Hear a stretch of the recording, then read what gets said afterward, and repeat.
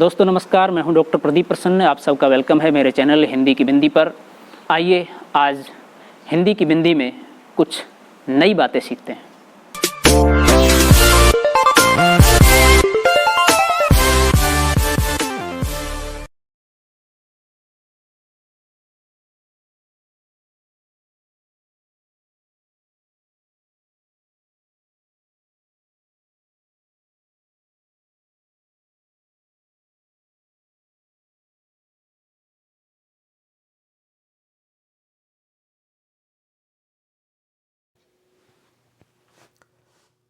विद्यार्थियों, आज की वीडियो हम बना रहे हैं मौखिक अभिव्यक्ति। यह वीडियो बहुत ही यूनिक विशिष्ट है। सबसे पहले तो ये वीडियो है किसके लिए? दरअसल ये वीडियो पर्टिकुलर किसी विषय के या किसी कक्षा के या किसी प्रतियोगी परीक्षा कंपटीशन की तैयारी करने वाले एक या विशेष के लिए नहीं है। ये सबके लिए उपयोगी वीडियो है।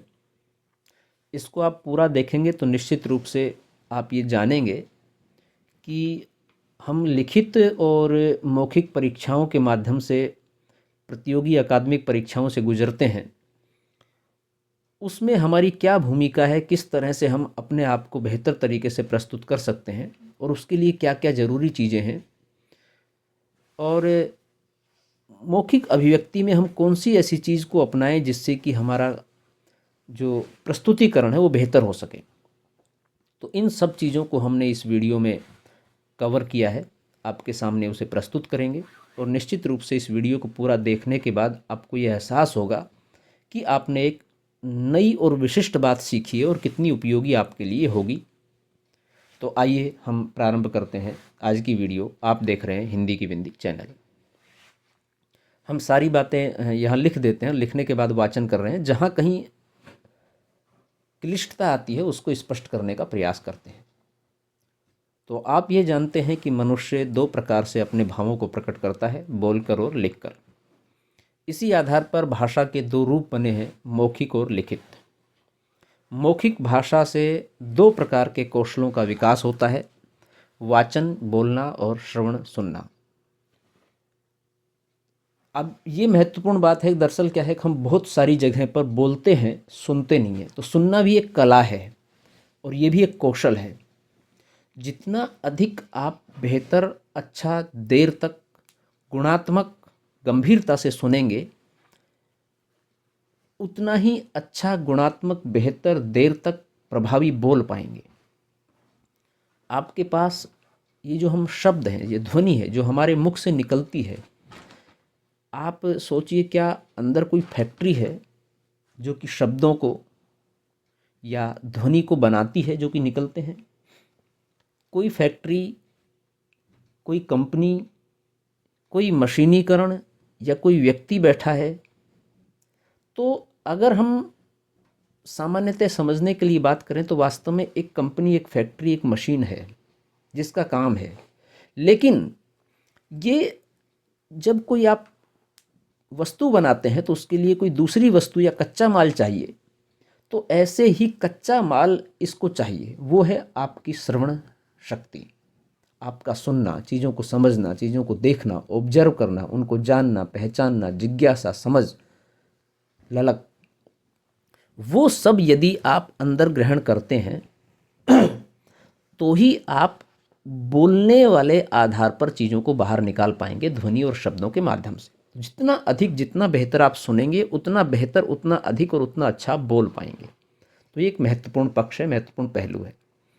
पढ़ करके आप चीज़ों को समझ सकते हैं, सुन करके आप चीज़ों को समझ सकते हैं, देख करके आप समझ सकते हैं, महसूस करके समझ सकते हैं, संगति अच्छी हो तो उससे समझ सकते हैं। तो खैर, मौखिक अभिव्यक्ति का उद्देश्य केवल अपनी बात दूसरे तक पहुंचाना ही नहीं है, अपितु भाषा को सही रूप से प्रयोग करना था। प्रत्येक अवसर के अनुसार भाषा का उचित प्रयोग करना भी है। अब ये ध्यान रखें, महत्वपूर्ण बात है कि ऐसा नहीं आपने लिख दिया तो आपकी बात समाप्त होगी। वो लिखना क्या है, किस तरह से लिखना है, उसमें भाषा का किस तरह से आपने उपयोग किया है, वो बहुत प्रभावी है। किसी भी प्रश्न का उत्तर देना कई बार आसान होता है, लेकिन उत्तर दिया कैसे है ये विशिष्ट बात होती है। और दुनिया में नया करने का तरीका यही है कि आप बात पुरानी है लेकिन कहें नए ढंग से, या इस ढंग से कहें कि वो नया लगे। तो ये क्षमता, ये कला, ये कौशल आप में विकसित हो जाए तो आप भी यूनिक हो जाएंगे, आप भी विशिष्ट हो जाएंगे। और ये अभ्यास से आता है, कोशिश से होता है, आप करेंगे तो हो जाएगा। जैसे उदाहरण से समझते हैं हम, बड़ों के लिए अलग प्रकार की शब्दावली का प्रयोग किया जाता है, जैसे कि आप, कृपया कीजिए, बैठिए, क्षमा कीजिए आदि। हम अपने समकक्ष या हम अपने छोटे से लिए कह सकते हैं तू, बैठो, करो, इस तरह से। यानी कि औपचारिक व अनौपचारिक संबंधों में अलग अलग तरह की भाषा का प्रयोग किया जाता है। ये हम प्रैक्टिकल देखते हैं, ऐसा होता है बिल्कुल। विवाह, उत्सव आदि अवसरों पर तथा शोक, दुर्घटना आदि के समय पर एक ही तरह की भाषा प्रयोग नहीं की जा सकती। यानी कि अलग अलग स्थिति के अनुसार अलग अलग तरह की भाषा का प्रयोग करते हैं। ये तो होता ही, हम स्कूलों में, कॉलेज में, विश्वविद्यालय में अलग तरह की भाषा का प्रयोग करते हैं, जबकि अपने घरों में वही व्यक्ति अलग तरह की भाषा का प्रयोग करता है। और अपने घर में भी वो किसके साथ बात कर रहा है, व्यक्ति के अनुसार भाषा बदल जाती है। तो ये सहज स्वाभाविक है और ज़रूरी भी है। ज़रूरी इसलिए है कि यदि एक जगह सब एक जैसी हो जाएगी तो भाषा में समानता आ जाएगी। अब हम बात करते हैं कि ये जो मौखिक अभिव्यक्ति है उसके लिए कौन सी प्रमुख बातें हैं जिनका हमें ध्यान रखना चाहिए ताकि इसके अंदर शुद्धता आए और प्रभाव पैदा हो। तो शुद्ध व स्पष्ट उच्चारण हो, उचित शब्दावली का प्रयोग, छोटे व सटीक वाक्य, भावानुकूल सहज भाषा का प्रयोग, विराम चिन्ह, किस बात पर बल देना है या किस बात पर नहीं, इस बात का ध्यान रखना चाहिए। कहाँ पर रुकना है, कहाँ पर ठहराव हो, कहाँ पर गति तेज हो, कहाँ पर बल दिया जाना चाहिए। निसंकोच भाव से आत्मविश्वास के साथ बोलना, यानी कोई झिझक नहीं होनी चाहिए, कोई डर नहीं होना चाहिए, सहज भाव से अपनी बात रखना। मौखिक अभिव्यक्ति के निम्नलिखित रूप होते हैं, जैसे कि काव्य पाठ, टेलीफोन वार्ता, कहानी कहना, समाचार वाचन, यानी कि इसके माध्यम से हम अपनी चीज़ों को प्रस्तुत करते हैं मौखिक रूप से। और हैं भाषण, घटना वर्णन, चुटकुले सुनाना, चित्र वर्णन, कार्यक्रम संचालन, अंताक्षरी। इसमें आप एक चीज़ नोट करेंगे, जैसे कि चुटकुले सुनाना है या कविता सुनाए या भाषण देना है, इसको सामान्यतः हम चुटकुले सुनाने पे थोड़ा सा हम जोर देंगे कि बहुत सारे लोग चुटकुले सुनाते हैं।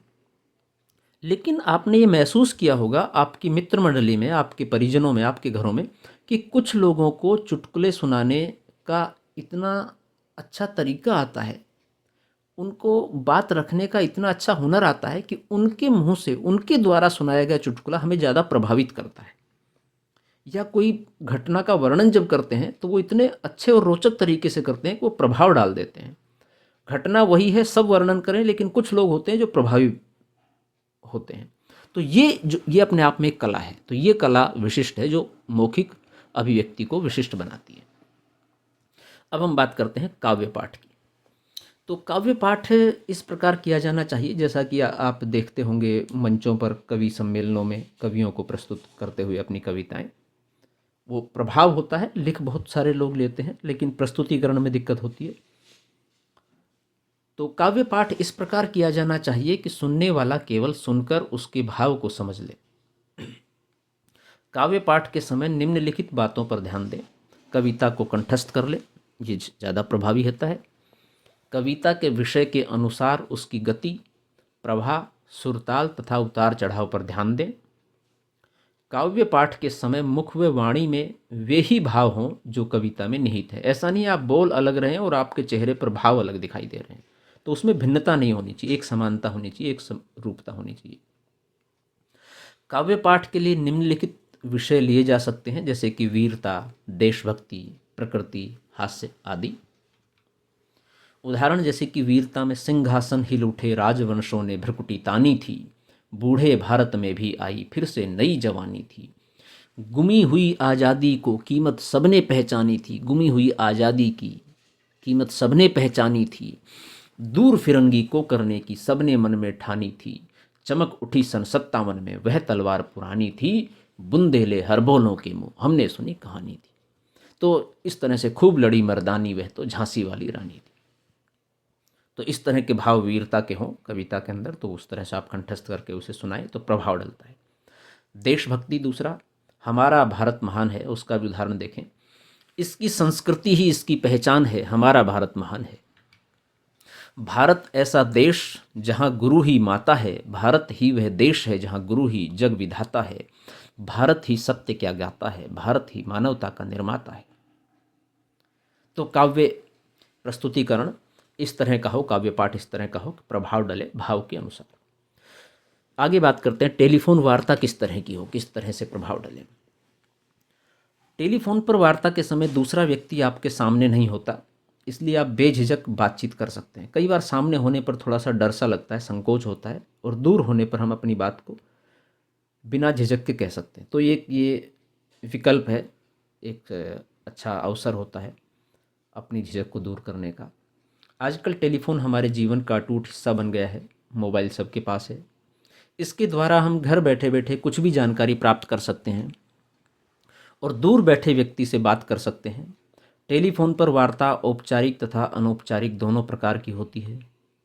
यदि आप मुस्कुराकर बात करेंगे तो दूसरी ओर सुन रहा व्यक्ति उस मुस्कुराहट को बातचीत में अनुभव करेगा।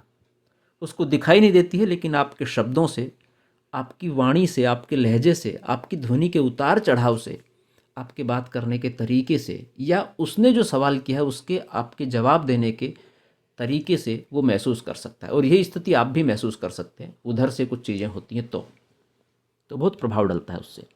बातचीत स्पष्ट व स्थिति के अनुसार होनी चाहिए। उदाहरण जैसे कि हेलो, हेलो मानव, कैसे हो? मैं ठीक हूँ, तुम्हारा क्या हालचाल है? सब बढ़िया है, कहो कैसे याद किया? बहुत दिनों से तुम्हारा फ़ोन नहीं आया था, सोचा चलो मैं ही बात कर लूँ। मौसी कैसी हैं? माँ ठीक है, तुम्हें याद करती हैं। कानपुर कब आ रहे हो? इस बार गर्मी की छुट्टियों में आऊँगा, मौसी को मेरा प्रणाम कहना, बाकी बातें बाद में करेंगे। ठीक है, तुम भी मौसा मौसी को मेरा प्रणाम बोल देना। अच्छा, फ़ोन रखता हूँ, जल्दी ही मिलेंगे, बाय। अब ये जो बातचीत है ये सहज बातचीत है, इसके अंदर कोई लाग लपेट नहीं है, लेकिन एक सहजता प्रकट होती है कि इस तरह से आप अपनी बात को रख सकते हैं। कहानी कहना, कहानी कहना भी एक कला है मित्रों। हम पहले से पढ़ी या सुनी कहानी कह सकते हैं, या नई कहानी कह सकते हैं, या फिर चित्र अथवा सहायक शब्दों की सहायता से कहानी बनाकर कह सकते हैं, कही जा सकती है। बहुत सारे लोग नई कहानी गढ़ते हैं और उसी समय कह देते हैं, तो ये भी एक कला है। तो कहना और गढ़ना दोनों अलग कला है, लेकिन कहना एक बड़ी कला है। हम कहने वाले कथन के ऊपर, कहन के ऊपर बात कर रहे हैं। कहानी कहते समय इन बातों का विशेष ध्यान रखना चाहिए, जैसे कि कहानी पूर्ण रूप से याद हो, बीच में न अटकें, कहानी की घटनाओं और संवादों को रोचक ढंग से प्रस्तुत करें ताकि वो प्रभावी हो। नीरसता से बचें, नीरसता से हर जगह बचने की कोशिश करें। कहानी रोचक व जिज्ञासा जगाने वाली हो, यह ऐसी हो कि इसमें अंत तक जिज्ञासा बनी रहे। कहानी अच्छे विचार व सीख देने वाली हो। विशेष अधिक से अधिक कहानियों की पुस्तकें पढ़ें ताकि कहानी कहने व बनाने की कला में निपुणता प्राप्त कर सकें। ये हमने जैसे पूर्व में बताया आपको, जितना अधिक आपके अंदर शब्द, वाक्य, भाव जाएंगे, उतना अधिक तीव्र गति से आप निकाल पाएंगे। अगला है समाचार वाचन। दूरदर्शन तथा रेडियो पर सभी समाचार सुनते हैं और देखते भी हैं। समाचार वाचक को देख और सुनकर शायद आपका भी मन करता है कि आप भी समाचार वाचक की भांति समाचार सुना सकें या सुना सकते हैं। तो समाचार सुनाने से सामान्य ज्ञान में वृद्धि तो होती है सुनने से, साथ ही साथ बोलने की कला व विषय के अनुकूल वाचन का ज्ञान भी होता है, तथा भविष्य में इसे अपना व्यवसाय भी बनाया जा सकता है। समाचार वाचन की कला सीखने के लिए निम्नलिखित बातों पर ध्यान दें। समाचार समान गति से पढ़ें। ये अभ्यास आप घर पर कर सकते हैं, यानी कि पढ़ने की जो गति है वो एक हो, उच्चारण शुद्ध व स्पष्ट हो, विराम चिन्हों का विशेष ध्यान रखें, कहाँ पर रुकना है, कहाँ जोर देना है, कहाँ प्रश्नवाचक चिन्ह है, कहाँ कोमा है, कहाँ अल्प विराम है, कहाँ अर्ध विराम है, कहाँ विस्मयादि बोधक चिन्ह है, कहाँ प्रश्नवाचक चिन्ह है, इन सब का ध्यान देना जरूरी है। बड़े वाक्यों को बीच से तोड़कर पढ़ें। किस वाक्य शब्द पर अधिक बल देना है और किस पर कम, इस बात का ध्यान अवश्य रखें। समाचार के विषयों का सोच समझकर चुनाव करें। हिंसा व अपराध के समाचारों को समाचार वाचन में कम से कम शामिल करें, जिससे कि नकारात्मक प्रभाव समाज पर, लोगों पर न पड़े। विशेष समाचार वाचन की कला में निपुणता प्राप्त करने के लिए प्रतिदिन दूरदर्शन के विभिन्न चैनलों पर प्रसारित होने वाले समाचार देखिए और वाचकों की भाव भंगिमाओं तथा बोलने के ढंग को देखकर समझकर शीशे के सामने खड़े होकर स्वयं भी समाचार वाचन का अभ्यास कीजिए। ये आप कर सकते हैं नित्य प्रतिदिन देख करके। अगर यदि आपको इस ओर जाना है, अपना भविष्य बनाना है, कैरियर बनाना है, तो आप फिर इसकी जो परीक्षाएं होती हैं, डिग्रियां होती हैं, वो भी आप ले सकते हैं, लेकिन प्रैक्टिकल में आपका अनुभव होना भी ज़रूरी है। देखिए, जो भी ये प्रस्तुतिकरण होते हैं, जो परफॉर्म होते हैं, जैसे एक तो कागज़ की परफॉर्मेंस होती है, तो उसमें आपको सिर्फ कागज़ पर काम करने की कला आनी चाहिए। लेकिन ये प्रस्तुतियाँ ऐसी हैं जिसमें मौखिक प्रस्तुतियाँ हैं, आपको बोलने की कला आनी चाहिए। आप दिखाई देते हैं तो आपके हाव भाव वैसे हों, आपकी कॉस्ट्यूम वैसी हो जैसा आप प्रस्तुत कर रहे हैं, तो उन सब का प्रभाव पड़ता है। तो इसके लिए आपको अलग से मेहनत करनी पड़ेगी। तो उसका अभ्यास आप कर सकते हैं नित्य प्रतिदिन घर पर शीशे के सामने अकेले, और चाहे तो अपने परिवार के सामने भी कर सकते हैं। सभी लोगों को बैठा के अपनी बात रखें तो वो भी एक समीक्षात्मक रूप हो सकता है। वो जांच सकते हैं आपने कैसा बोला है, आपको बता सकते हैं, ताकि आप उसमें सुधार कर सकें आगे के लिए। भाषण, आपने न जाने कितने व्यक्तियों को भाषण देते सुना होगा। कुछ वक्ता बहुत प्रभावशाली होते हैं तो कुछ उबाऊ, ये आपने अनुभव किया होगा। भाषण देना भी एक कला है, इसे अभ्यास द्वारा सीखा जा सकता है। भाषण देने के लिए निम्नलिखित बातों का ध्यान रखें। जैसे कि भाषण की तैयारी पहले से करनी पड़ती है। दिए गए विषय पर भाषण तैयार कीजिए। भाषण की रोचकता बनाए रखने के लिए बीच बीच में सूक्तियों व काव्य पंक्तियों का प्रयोग कीजिए। इससे प्रभाव डलता है, अच्छा भी लगता है, रोचकता बनती है, पाठक, दर्शक या श्रोता बोर नहीं होता है। भाषण को कंठस्थ कर लीजिए। याद होने पर भी मुख्य बिंदुओं को एक पृष्ठ पर लिख लीजिए और उसे ऐसा पढ़ें जैसे कि आपको याद नहीं है आपकी, बल्कि आप वहाँ पर ही उसको बोल रहे हैं, समझ करके, देख करके, महसूस करके। परिवारजनों को श्रोता बनाकर भाषण का अभ्यास कीजिए, इससे आप में निपुणता आएगी। उतार चढ़ाव, विराम चिन्ह व शुद्ध उच्चारण पर विशेष ध्यान दीजिए, अच्छा लगेगा, प्रभावी होगा ये भी। मंच पर पूरे आत्मविश्वास के साथ जाइए। भाषण आरंभ करने से पहले उपस्थित व्यक्तियों का अभिवादन कीजिए। ये हमारी परंपरा भी है, संस्कृति भी है, और अग्रजों के प्रति या उपस्थित लोगों के प्रति सम्मान भी है, दायित्व भी है। भाषण इस प्रकार दीजिए कि यह न लगे कि यह रटकर बोला जा रहा है। ऐसा लगे कि जैसे एक सहज भाव से व्यक्ति वहीं खड़ा होकर के याद कर रहा है या तत्कालीन चीज़ों को देख रहा है, महसूस कर रहा है और अपनी बात रख रहा है। भाषण के अंत में धन्यवाद अवश्य बोलिए, निश्चित रूप से ये भी जरूरी हिस्सा है और ये भी परंपरा, संस्कृति और कर्तव्य है। हमने इस बात पर चर्चा की थी कि मौखिक भाषा से 2 कौशलों का विकास होता है प्रारंभ में, बोलना और सुनना। तो सुनने के कौशल के विकास के लिए निम्नलिखित बातों पर ध्यान देना होगा। हमने बोलने के ऊपर चर्चा की, अब सुनने की बात करते हैं और ये काफ़ी महत्वपूर्ण है। हमने जैसा पूर्व में बताया, जितना अधिक आप सुनेंगे उतना अधिक और अच्छा बोल पाएंगे। तो श्रवण सुनने के कौशल के विकास में पाठ, कविता, समाचार, वार्ता आदि को ध्यानपूर्वक सुनना व समझना चाहिए।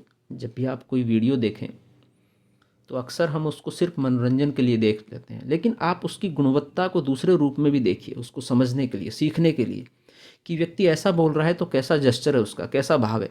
वो बोल रहा है तो सामने वाले का कैसा भाव है, उसके आसपास वस्तुएं किस तरह से रखी गई हैं, उसकी कॉस्ट्यूम क्या है। तो ये सारी चीज़ें बहुत महत्वपूर्ण है। और उसको जो शब्द है उसके अनुसार उसका चेहरा किस तरह का है, उसका भाव किस तरह के हैं उसके, इन सब चीज़ों को आप ऑब्जर्व कीजिए, सुनिए, ध्यान से देखिए। ध्यानपूर्वक सुनकर शब्दों का शुद्ध उच्चारण सीखना।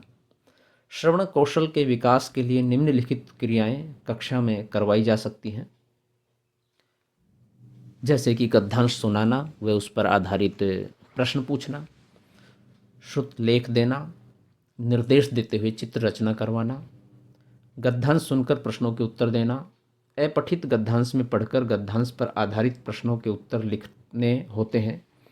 परंतु यहाँ गद्यांश सुनकर प्रश्नों के उत्तर देने होते हैं, क्योंकि सुनने की कला का विकास की बात है, तो ताकि आप कितना बेहतर तरीके से सुन पाते हैं। ये इसलिए भी है, जैसे मान लीजिए 50 पंक्तियों का गद्यांश है या कोई कहानी है, तो कहानी तो बहुत सरलता से कई बार याद भी हो जाती है, लेकिन वो याद इसलिए होती है क्योंकि उसमें हम रुचि लेते हैं, और दूसरा उसमें जो पात्र होते हैं उनके साथ हम जुड़ाव महसूस करते हैं।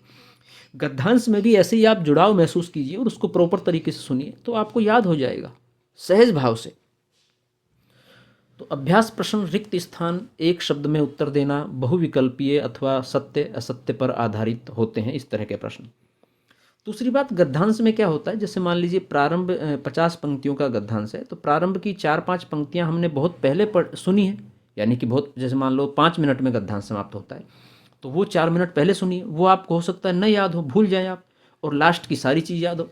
तो इसलिए गौर से सुनना बहुत महत्वपूर्ण है, ध्यान से सुनना बहुत महत्वपूर्ण है। बीच बीच में हम डिस्टर्ब हो जाते हैं, या हम शरीर से वहाँ होते हैं, मन से मस्तिष्क से कहीं और घूमने चले जाते हैं, तो उससे हम चीज़ों के प्रति हमारा जो लिंक है वो टूट जाता है, छूट जाती हैं वो चीज़ें, और यही कारण है कि हमें वो चीज़ें याद नहीं रहती या वो समझ में नहीं आती। हम उदाहरण से एक बहुत अच्छा उदाहरण देते हुए आपको समझाने का प्रयास करते हैं। 2 तोते थे, सुपंखी और सुकंठी। दोनों देखने में समान थे क्योंकि वे जुड़वा भाई थे। एक दिन भयंकर आंधी आई और वृक्ष की डाली टूट गई जिस पर उनका बसेरा था। आंधी के कारण सुपंखी चोरों की बस्ती में जा गिरा और सुकंठी एक ऋषि के आश्रम में।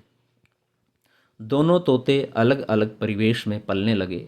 एक दिन एक राजा शिकार खेलते समय रास्ता भटक गया और चोरों की बस्ती के पास से गुजरा। तभी कर्कश आवाज़ सुनाई दी, पकड़ो पकड़ो, राजा को लूट लो। राजा ने देखा कि एक तोता यह बोल रहा है तो वह घबराकर वहाँ से चल दिया। आगे वह आश्रम के पास पहुँचा। तभी आवाज़ सुनाई दी, स्वागत है महाराज, आश्रम में पधारिए। राजा ने देखा वही तोता बोल रहा है। राजा ने उसके 2 प्रकार के व्यवहार के बारे में पूछा। तब वहाँ बैठे हुए ऋषि ने बताया कि यह तोता वह तोता नहीं है जिसे आपने इससे पूर्व चोरों की बस्ती में देखा था, बल्कि यह उसका जुड़वा भाई सुकंठी है। इसका भाई सुपंखी चोरों की बस्ती में पला है, इसलिए उसका व्यवहार बुरा है। यह आश्रम में पला है, इसलिए इसका व्यवहार अच्छा है। अब देखिए, आपने ये पूरे गद्यांश को सुना, ये कहानी के रूप में है। अब इससे संबंधित प्रश्न पूछे जा रहे हैं, तो उन प्रश्नों को आप ध्यान से सुनिए, आप आसानी से उनका उत्तर दे देंगे। पहला प्रश्न है, तोतों के नाम गद्यांश के लिए एक उचित शीर्षक बताइए, यानी कि इस शीर्षक का दूसरा एक अच्छा नाम क्या हो सकता है। तो आप बता सकते हैं। एक नाम हम आपको बता रहे हैं, 2 तोतों की कथा। आप कोई अच्छा नाम भी सुझा सकते हैं, कमेंट्स बॉक्स में लिख के हमें बताइएगा। दूसरा है, तोतों के नाम क्या थे। अब ये आपको याद होगा, सुपंखी और सुकंठी। तीसरा है, दोनों किसके कारण अलग हुए। आंधी के कारण। चौथा प्रश्न है, सुपंखी कहाँ जा गिरा। चोरों की बस्ती में। 5वां है, सुकंठी किस जगह जा गिरा। ऋषि के आश्रम में। 6ठा प्रश्न है, किसने राजा के साथ बुरा व्यवहार किया। सुपंखी या सुकंठी ने। तो सुपंखी ने। इसको आप जगह तरीका याद करने का चिन्ह बना लिए, सुकंठी यानी कि जिसका कंठ अच्छा हो, बोलता अच्छा हो। तो कौन अच्छा बोलेगा, जो ऋषि के आश्रम में पला हो और वो उड़ता अच्छा है, बातें उस तरह की करता है, तो वो सुपंखी है। सुकंठी का व्यवहार कैसा था, अच्छा। अगला प्रश्न है, दोनों तोते अलग अलग खालिस्तान में पलने लगे। परिवेश इसलिए लिखना है चूंकि गद्यांश में ये आया है, इसलिए जगह स्थान ऐसा नहीं लिखना। अगला प्रश्न है, सुपंखी और सुकंठी देखने में समान क्यों थे? क्योंकि जुड़वा भाई थे, जुड़वा होने के कारण। अगला प्रश्न है, सुपंखी ने कैसी वाणी में बात की? कर्कश वाणी में, कठोर वाणी में, जो चुभती है, अच्छी नहीं लगती। अगला है श्रुत लेख लेना।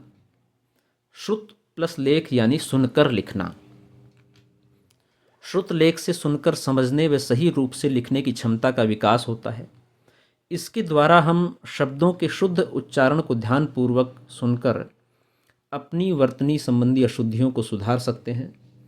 श्रवण कौशल द्वारा लिखने की गति में भी सुधार होता है। यदि आप अच्छा सुनेंगे तो अच्छा लिख भी पाएंगे, यानी कि उसमें भी एक सुधार की गुंजाइश है। ध्यान देने योग्य बातें कौन कौन सी हैं? श्रुत लेख के समय अपना ध्यान केवल शिक्षक के उच्चारण पर रखें। ध्यान इधर उधर न भटकाएं, अन्यथा आप अच्छा नहीं लिख पाएंगे, अच्छा सुन नहीं पाएंगे। नवीन व कठिन शब्दों के उच्चारण पर विशेष ध्यान दें। जब भी नवीन और कठिन शब्द हम सुनते हैं, मतलब जो पहली बार सुनते हैं, पहली बार लिखते हैं, देखते हैं, तो वो कठिन और नवीन शब्द हैं। उनका 8-10 बार, 20-50 बार आप थोड़ा सा अभ्यास कर लीजिए, वो आपके लिए पुराने हो जाएंगे, सरल हो जाएंगे। शब्द को पहली बार केवल ध्यानपूर्वक सुनें, दूसरी बार लिखना आरंभ करें, तीसरी बार उच्चारण किए जाने पर शब्द का उच्चारण से मिलान करें। ये अभ्यास आप लगातार 8-10 बार करते रहें तो आप बेहतर तरीके से चीज़ों को सुनेंगे, लिखेंगे और उनका फिर उच्चारण बेहतर कर पाएंगे। मात्राओं के उच्चारण पर विशेष ध्यान दें, क्योंकि हिंदी ही एकमात्र, हिंदी के साथ साथ मतलब संस्कृत भी ऐसी भाषा है, लेकिन हिंदी की हम बात कर रहे हैं तो ऐसी भाषा है जिसमें वर्ण का जैसा उच्चारण किया जाता है उसे वैसा ही लिखा जाता है। तो शिक्षक द्वारा जांचे गए श्रुत लेख में यदि कोई अशुद्धि हो तो उसे 5-5 बार अवश्य लिखें, ताकि वह अशुद्धि दोबारा न हो। चूँकि वो आपको सहज भाव से याद हो जाए, स्मृति हो जाए और आप उसको समझ जाएं कि ये अशुद्ध है और ये शुद्ध है। निर्देश सुनकर चित्र रचना करना। श्रवण कौशल के विकास के लिए निर्देश सुनकर चित्र रचना करने की गतिविधि भी करवाई जा सकती है। इसके लिए निम्नलिखित बातों का ध्यान रखें। सुनने से पहले एकाग्रचित होकर बैठें। अध्यापक द्वारा दिए गए निर्देशों को ध्यानपूर्वक सुनें। दूसरी बार निर्देश सुनकर रचना आरंभ करें। तीसरी बार दोहराए जाने पर रचना समाप्त करें। समय का ध्यान रखें और चीज़ों का मिलान करें। किस दिशा में क्या बनाना है इसका विशेष ध्यान रखें। अंत में रंग भरकर शिक्षक को जांचने के लिए दें। यानी कि ये सब प्रक्रियाओं को अपना करके आप बेहतर तरीके से चित्र द्वारा अपनी बात को रच सकते हैं, कह सकते हैं। उदाहरण से जैसे ध्यानपूर्वक निर्देश सुनकर चित्र रचना कीजिए। पृष्ठ के दाईं ओर 2 बड़े वृक्ष हैं। अब देखिए, आप समझ जाइए, पृष्ठ है, उसके दाईं ओर है 2 बड़े वृक्ष हैं। वृक्षों के बीच में एक झोपड़ी है, बहुत स्पष्ट है। झोपड़ी के सामने से बाईं ओर एक रास्ता जाता है। रास्ते के दोनों ओर सुंदर सुंदर फूल व घास लगे हैं। रास्ते के दाईं ओर कुछ पहाड़ियां हैं। आप ध्यानपूर्वक सुनते जाएं। आकाश में 2 बादल दिखाई दे रहे हैं। बादलों के पीछे से सूरज झांक रहा है और आकाश में 5 पक्षी उड़ रहे हैं। विद्यार्थियों, ये हमने 8 पॉइंट आपको बताए हैं। आप अपने हाथ से पेंसिल या पेन से लेकर के कागज़ पर ये चित्र रचना कीजिए और उसकी तस्वीर खींच के आप कमेंट्स बॉक्स में हमें भेजिए। आपने किस तरह से किन चीज़ों को ध्यान से सुना है, समझा है, इसका भी पता लग जाएगा। आपका अभ्यास हो जाएगा, आप में धीरे धीरे निपुणता आ जाएगी, प्रतिभा का विकास होगा, आगे बढ़ेंगे। तो विद्यार्थियों, ये था मौखिक अभिव्यक्ति का वीडियो। इसमें बहुत सारे बिंदु हमने अलग अलग प्रकार से छुए, लेकिन आप कैसे बेहतर तरीके से सुने और फिर अपनी बात को रखें, बोलें, इसको हमने स्पष्ट करने का तरीका बताया है। ये सिर्फ आपको पढ़ाई में ही अच्छे अंक नहीं दिलाएंगे, प्रतियोगी परीक्षाओं में लिखित में भी अच्छे अंक दिलाएंगे। दूसरा, जीवन में आप जिस भी कैरियर को, जिस पैशन को आप चुनना चाहते हैं, जिस फील्ड में आप जाना चाहते हैं, उसमें भी आपको बहुत लाभ मिलेगा इससे। तो वीडियो अब यहीं समाप्त होती है। वीडियो आपने पूरी देखी, इसके लिए आपका बहुत बहुत शुक्रिया। वीडियो यदि आपको अच्छी लगी हो तो इसे लाइक करें, शेयर करें, कमेंट्स करें और हिंदी की बिंदी चैनल को सब्सक्राइब करना न भूलें और साथ ही बेल आइकॉन को भी दबाएं, ताकि सभी प्रकार की वीडियो की सूचना आप तक मिल जाएं।